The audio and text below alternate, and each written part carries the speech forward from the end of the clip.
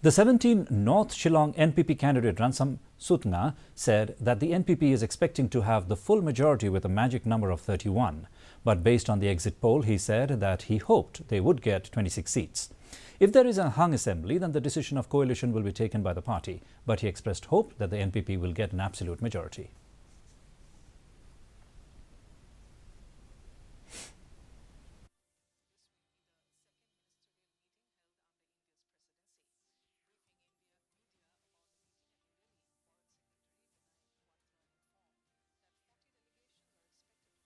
We have expectation that our party, will get that magic number, and that magic number is 31.